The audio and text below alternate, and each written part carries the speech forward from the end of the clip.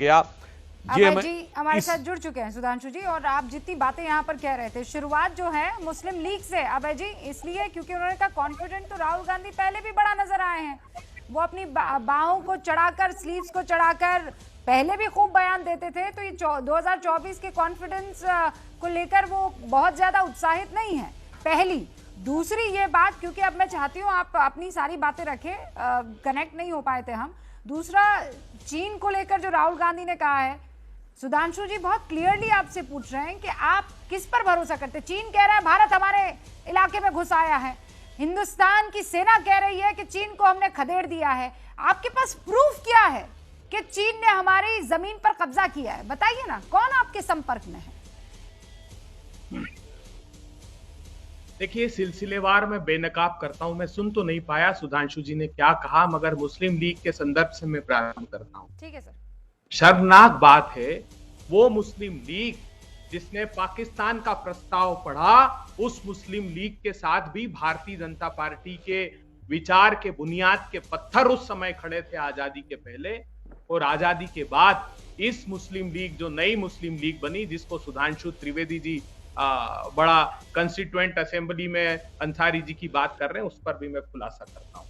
याद कीजिए, श्यामा प्रसाद मुखर्जी साहब ने 1941 में जिस फजलुल हक के साथ सरकार बनाई, उसने मुस्लिम लीग के 1940 के 23 मार्च के प्रस्ताव को पढ़ा कि मैं अलग पाकिस्तान की स्थापना का प्रस्ताव पढ़ता हूं 40 में। उसके बाद श्यामा प्रसाद मुखर्जी ने सरकार बनाई। 1943 में नॉर्थ वेस्ट फ्रंटियर प्रोविंस में और सिंध प्रांत में हिंदू महासभा ने मुस्लिम लीग के साथ सरकार बनाई और उसने 13 मार्च 1943 को एक प्रस्ताव सदन में इनकी मौजूदगी में पढ़ा कि हम प्रतिबद्धता दर्शाते हैं कि हम अलग पाकिस्तान बनाकर रहेंगे।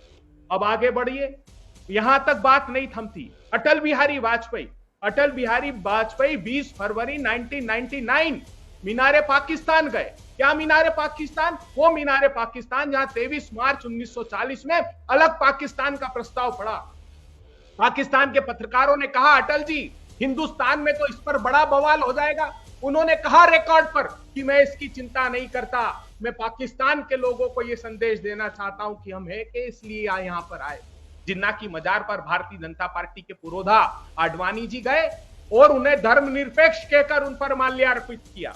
अब आ जाइए 1912 में नागपुर में, जहां संघ का मुख्यालय है, स्थानीय निकाय के चुनाव में मुस्लिम लीग के साथ ये गठबंधन करते हैं, वहां स्थानीय निकाय की सरकार बनाते हैं। और मैं पढ़ना चाहता हूं, महाराष्ट्र के पूर्व मुख्यमंत्री और उस समय के विधायक फडणवीस ने कहा, मुस्लिम लीग के नगर सेवकों ने पिछले निकाय में भी भाजपा के नेतृत्व वाले मोर्चे को अपना समर्थन दिया था।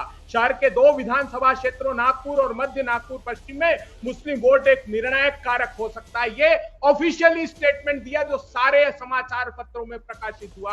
अब आ जाइए प्रधानमंत्री नरेंद्र मोदी जी। अरे साहब, क्या बात करते हैं सुधांशु त्रिवेदी जी, भूल गए प्रधानमंत्री जी का प्रेम पत्र कि मैं याद दिलाऊं आपको। ये लिखा प्रधानमंत्री जी ने इमरान खान को, कब लिखा? उन्होंने कहा कि on the occasion of the national day of Pakistan I extended greetings to the people of Pakistan. क्या है पाकिस्तान दिवस? वो 23 मार्च 1940 से पाकिस्तान दिवस मनाते हैं, जिस दिन वो लाहौर का प्रस्ताव उन लोगों ने पढ़कर सुनाया। अरे साहब, शर्मसार कर देने वाली बात है। इस मुस्लिम लीग के साथ भी आप गठबंधन में थे और भूल गए। जब राहुल गांधी जी कहते तो अप्रामाणिक बात नहीं कहते। आपका राजनीतिक दल भी, राष्ट्रीय राजनीतिक दल, जब उसने रजिस्ट्रेशन कराया तो उसकी बाध्यता थी।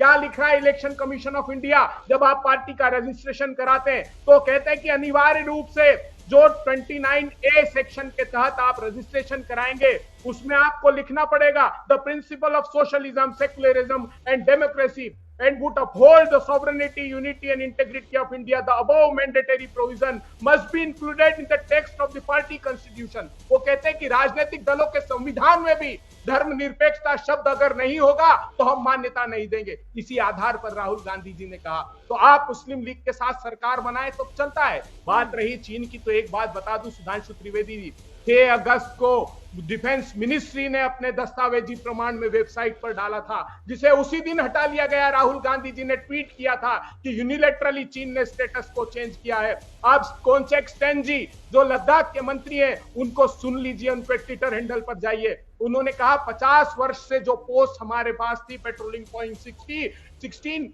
वहां पर अब बफर जोन बना दिया। फिंगर 4 से फिंगर 8 तक बफर जोन बना दिया, हमें जाने की अनुमति नहीं है। जो दौलत बेग ओल्डी की विश्व की सबसे ऊंची पोस्ट है, वहां पेट्रोलिंग पॉइंट 10, 11, 12, 8, 13 चीन आकर बैठा है हिंदुस्तान की भूमि पर। आप चले जाइए तापिर गांव, भारतीय जनता पार्टी के मेंबर ऑफ पार्लियामेंट हैं आप सुधांशु त्रिवेदी जी, सदन में रिकॉर्ड पर उन्होंने कहा कि मैं कई बार कह चुका हूं कि प्रधानमंत्री जी 40-40 किलोमीटर तक चीन अंदर घुसकर आता है, अरुणाचल प्रदेश में हमारे नागरिकों को अगवा करके ले जाता है। उसने 100 घरों का एक गांव अरुणाचल प्रदेश में बना लिया। इतना ही नहीं, उसने भूटान में भी एक गांव बनाया। और आश्चर्यजनक बात यह है कि भूटान की सरकार ने आकर यह बयान दिया कि वो हमारी भूमि पर नहीं है। तो प्रधानमंत्री जी वो फिर किसकी भूमि पर है? क्या भूटान ने चीन को भूमि समर्पित कर दी? इस बात का खुलासा आपको करना पड़ेगा। जब स्टैंड ऑफ 71 डेज का हुआ था डोकलाम में, तब भी आपने ये कहा था देश को कि डिसएंगेजमेंट हो गया, लेकिन वहां परमानेंट मिलिट्री इंफ्रास्ट्रक्चर बना लिया। 5 मार्च 1918 को तत्कालीन रक्षा मंत्री निर्मला सीतारमन ने ये लोकसभा में स्वीकारा। आंखों में धूल झोंकना बंद कर दीजिए। राहुल गांधी जी एक निर्णायक लड़ाई कर रहे हैं।